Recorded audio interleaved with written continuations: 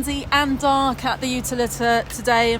Proper winter weather, which probably kept the scoreline quite low in the first half. But Blackheath came out with renewed energy in the second half, especially captain Billy Harding, who seemed to score 2 tries back-to-back, and then, of course, went on to score his hat-trick as well during the game. Final score, Blackheath 31, Sedgley Park 3. What are your thoughts?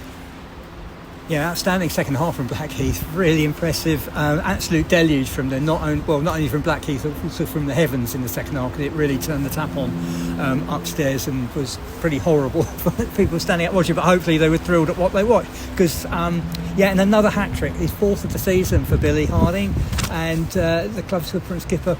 And in 11 games, that's 22 tries, which is absolutely phenomenal. I think he was annoyed just on the stroke of half time. Blackheath had a really good attacking opportunity, which they threw away because Harding himself penalised for retaliation.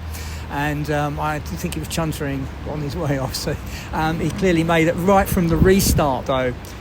He bulldozed forward from the halfway line with Luke Pollock up in support. And then Harding finished him off, nipping over from about 5 metres out.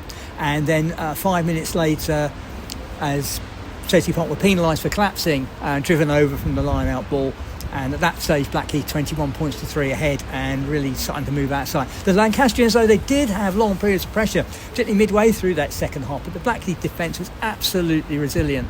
Wasn't going to let anything through. And the pressure relieved when they had a scrum on their own line, and Finn Osborne just broke past halfway, nearly went the length of the field, and perhaps would have scored, but for a knock-on. Well, was given as a knock-on. But from then on, really Blackheath controlling it, and Harding over for his second try, driven over from line-out ball. And then in the final few moments, Charlie Bryers coming on placement scrum half, nipping over from ruck ball after great work by the loose forwards down the left flank. Had set up field position. First half, though, let's go back to that, much tighter. And Park were on the attack from the outset. They had, again, a long period of pressure, but Blackheath defence, their only blemish was a penalty on 15 minutes, which Park fly half Ollie Glass converted for them. But then Blackheath in really what was their first significant attack of the game, turning over possession after they had a free kick to kick out of defence, and then a few phases off line-out ball, and Archie Holland really showing great strength to power over next to the uprights. So some great performances. I think Ed Scragg once again really led the defence well. Finn Osborne with those breaks, making those hard yards, really special. And I think a word also for Matt Dalrymple for conversions and some of his line kicking in the conditions is absolutely superb. So wonderful performance for Blackheath, another bonus point win.